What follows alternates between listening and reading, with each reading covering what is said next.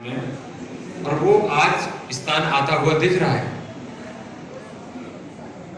अगर आप बात करें इंफ्रास्ट्रक्चर की स्कूल्स में, तो मैं समझता हूँ कि जो अध्यापक जूझता है इंफ्रास्ट्रक्चर को लेकर, वो ऑपरेशन कायाकल्प के बाद उसकी परेशानी कम हुई है। अब अधिकारियों के ऊपर आता है कि वो कितने तन्मयता के साथ और मन के साथ उस कार्रवाई को आगे बढ़ाते हैं। हम लोग जब मुख्य विकास अधिकारी थे तो हम लोग सुनिश्चित करते थे कि जितने भी हमारे स्कूल हैं उसमें जितने भी हमारे ऑपरेशन कायाकल्प के जो चरण होते हैं, बिंदु होते हैं, उस पर सभी पर एक तरीके से पूर्ण रूप से कार्रवाई हो जाए, चाहे वो टाइल लगना हो, चाहे वो लाइट लगनी हो, चाहे वो पानी की व्यवस्था हो।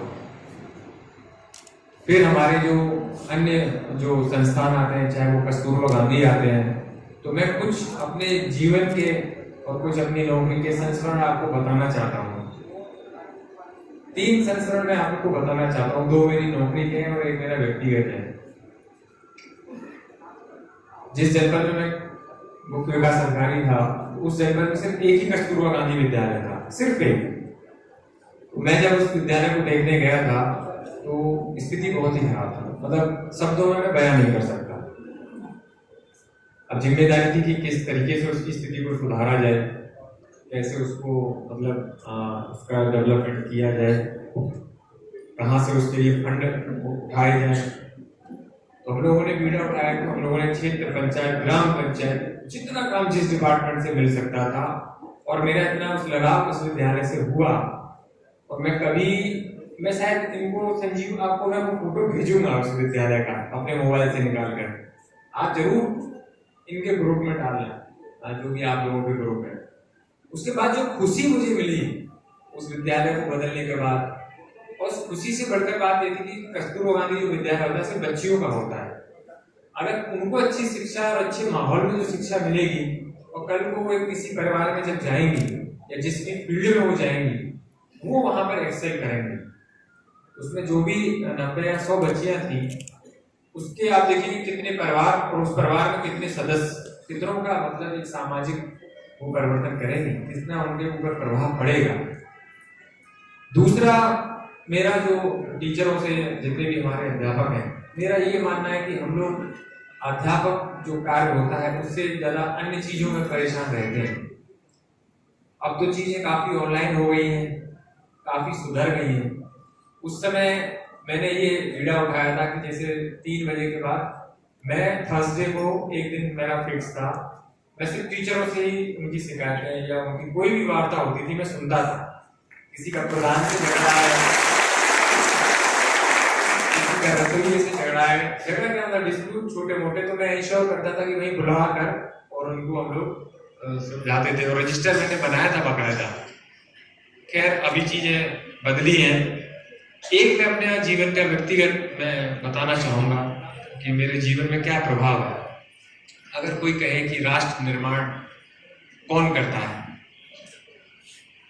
लोग कहते हैं कि ब्यूरोक्रेट्स करते हैं, लोग कहते हैं कि पॉलिटिशियन करते हैं, कुछ कहते हैं साइंटिस्ट करते हैं, लेकिन हम सबका मानना है, मेरा तो मानना है कि ये राष्ट्र निर्माण का जो कार्य है वो अध्यापक करते हैं।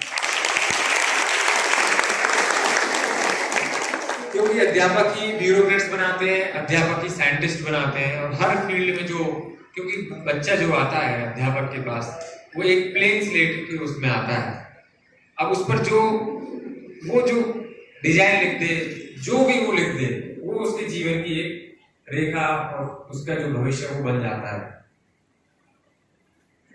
मैं मथुरा जनपद से बिलोंग करता हूँ, तो हमारा एक गांव जो है मजरा था, मतलब मेन जो ग्राम पंचायत थी उसका एक मजरा हुआ करता था। अब तो हर मजरे में भी प्राथमिक विद्यालय है।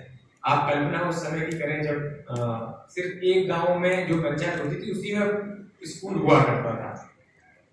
और मैं आपको बता दूं, उस समय इतना कोई निरीक्षण, इतना कोई सुपरविजन नहीं होता था।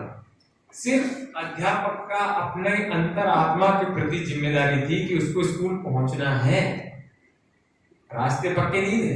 मुझे आज भी याद है, हमारा जो गांव था वो नहर के किनारे था, तो नहर की जो अब तो सड़कें पक्की हो गई हैं, उस समय तो कच्ची हुआ करती थी, और किस तरीके से वो अध्यापक पहुंचते थे आप कल्पना नहीं कर सकते। तो जैसे बच्चों का पढ़ना लिखना शुरू होता है घर परिवार में, दादाजी पढ़ाते हैं नॉर्मली, या पिताजी या माता जी पढ़ाती हैं।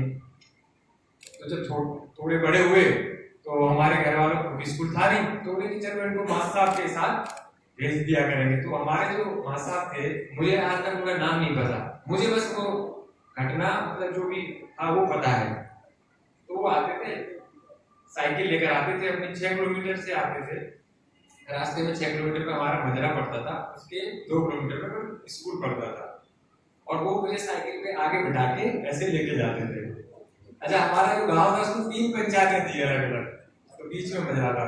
तो मैं कभी किसी स्कूल में चले गए, कभी किसी स्कूल में चले गए। हाँ बिल्कुल, ये सत्य बात है, इसमें कोई वो नहीं है। तो हमारा जो ग्राम पंचायत उसका नाम शाहपुर जाटान था, वो लेके आते थे। तो उन्होंने कहा कि आगे साइकिल का डंडा होता है, तो मैं कहा तुम्हारे लिए मैं छोटी सीट बनवाऊंगा एक। तो मुझे बाद में फिर मेरी आगे जो भी शिक्षा हुई, बाद में जो भी मैं आज यहाँ हूँ, उनको नहीं पता, हो सकता है कि वो आज इस दुनिया में नहीं है, लेकिन मैं आपको इम्पैक्ट बता रहा हूँ कि इससे बड़ा इम्पैक्ट क्या हो सकता है किसी बच्चे की जिंदगी में।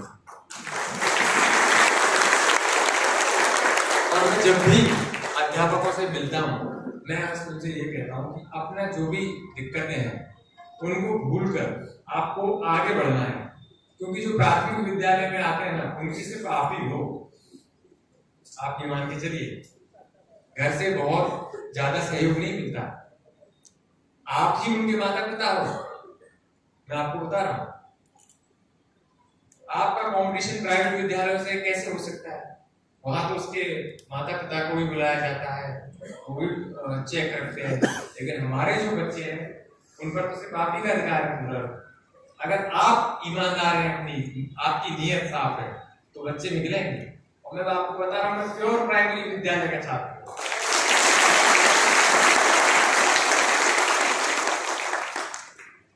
और किसी भी बच्चे की क्षमता आप कैलकुलेट नहीं कर सकते, ना और क्या आप कर सकते। वो कब कहाँ निकल जाए किसी को कुछ नहीं पता, कब उसकी चेतना जग जाए कुछ नहीं पता। आज जनपद रामपुर में जो मेरे सामने बैठे हैं, बेस्ट टीम बैठी है, मैं ये मानता हूँ। हमारे 180 जो विद्यालय हैं, और मैं ये भी मानता हूँ कि आप आगे जो आसपास जो भी आपके विद्यालय हैं वो जो रह गए, ये इन्फेक्शन वहां भी पहुंचना चाहिए, उनको भी अपना विद्यालय निपुण करना चाहिए। अध्यापक की अगर नीयत साफ है और उसका जो ईमान साफ है, मैं आपको बता रहा हूँ, तो हमारे सुपरविजन की जरूरत नहीं। हम कितना सुपरविजन आप पे कर सकते हैं? सच्चाई है, हमारे विद्यालय में मौजूद नहीं रह सकते। ये आपके ऊपर है कि आप कितना उन बच्चों को आगे बढ़ा रहे हैं। और देखिए, समय के साथ चीजें होती हैं, एक दिन कुछ नहीं होता, धीरे धीरे धीरे धीरे। और ये जो सम्मान था अध्यापकों का, अब समाज में लौटा है, बच्चों की संख्या बढ़ी है। मेरा यही मानना है कि जिला प्रशासन के 100 काम होते हैं, बट क्योंकि आज बहुत महत्वपूर्ण दिन था, कल माननीय मुख्यमंत्री जी का आगमन है, मैंने इंश्योर किया कि इस प्रोग्राम में तो चलना ही है। और मेरा ये मानना है कि इस गंभीरता को और इस जो लगाव और प्रेम है विद्यालय के प्रति, आपका और बढ़ेगा, और आप लोग मेहनत करेंगे और निपुण उसमें हम लोग बहुत अच्छा पहले से ही कर रहे हैं और आगे चलते जाएंगे। और जब अच्छा काम हो रहा है उसको कंटिन्यू रखना है। एक बात और मैं आप लोगों को कहना चाहूंगा कि बच्चों का जो डेवलपमेंट है, वैसे तो आपका करिकुलम और सब चीजें डिफाइन है, एक जो आगे जो आने वाला समय है, जो आपके भी देखते हैं, पढ़ाई से भी बढ़ के अब स्किल्स का जमाना है। बच्चे क्या म्यूजिक में इंटरेस्ट रखते हैं, खेल में इंटरेस्ट रखते हैं, स्पीच में इंटरेस्ट रखते हैं, स्किल्स आप डेवलप करिए बच्चों के बीच। क्योंकि उनको देखिए, सबसे बड़ा चैलेंज क्या है कि स्कूल का एनवायरनमेंट और उसके जो घर का एनवायरनमेंट है, उसमें जमीन आसमान का अंतर है। उसके घर का एनवायरनमेंट आप भी जान रहे हैं, और जो बच्चा प्राइवेट में पढ़ता है उसके घर का एनवायरनमेंट देख रहे हैं आप। तो जो बेस्ट एनवायरनमेंट है वो हमारे प्राथमिक और उच्च प्राथमिक विद्यालयों में ही है। वो जितने समय उस विद्यालय में रहता है वही उसका अच्छा समय है। इस प्रक्रिया को आप आगे बढ़ाएं और हमारा रामपुर जनपद बहुत अच्छे से आगे बढ़े। और मेरा ये मानना है कि कष्ट हर रास्ते पर होता है, हर प्रोफेशन में कष्ट है, ये मान के बिल्कुल चलिएगा। सबको लगता है कि हमारे ही प्रोफेशन में कष्ट है, नहीं, सब प्रोफेशन में कष्ट है, लेकिन जो इसको एंजॉय करता है, अपने प्रोफेशन को जो एंजॉय करता है, वो असली जीवन का मजा वही लेता है। आज कोई अगर अध्यापक अगर उसको कष्ट है कि साहब ये क्या हो रहा है, ये है वो है, आप समझ रहे हैं, उसको आप कोई और पद पर भी उठा दिए, उसको उस पर भी शिकायत होगी। इसलिए जो जिस पद पर है और उसको एंजॉय करता है, और उसमें वो जिसे कहते हैं ना कि कौन बच्चा कंपटीशन निकालता है, जिसको पढ़ाई में मजा आ जाता है, जिसको जिस स्ट्रीम में मजा आ जाता है, वो उसी में एक्सेल कर जाता है, उसी में एक्सेल कर जाता है। मैं आपको बता रहा हूं, मैं जब स्कूल में था तो मेरा सोशल स्टडीज बहुत अच्छा था, जियोग्राफी, हिस्ट्री और नैतिक शास्त्र 3 सब्जेक्टों से बनता था। अब तो शायद चेंज हो गया है। फिर मैंने बीटेक किया। उसके बाद जब मैंने यूपीएससी की प्रिपरेशन करी, क्योंकि जो मेरा favourite subject geography, UPSC preparation में जियोग्राफी लिया और फिर वहां पर मैंने सफलता हासिल करी। क्यों? क्योंकि मेरी रुचि थी। किसी भी काम में आप रुचि रख लीजिए और उसमें थोड़ा हार्ड वर्किंग कर लीजिए, आपको सफलता मिलनी ही मिलनी। इन्हीं शब्दों के साथ और शुभकामनाओं के साथ मैं अपनी वाणी को विराम दूंगा। धन्यवाद। आपने अपनी यात्रा के संस्मरण सुनाए,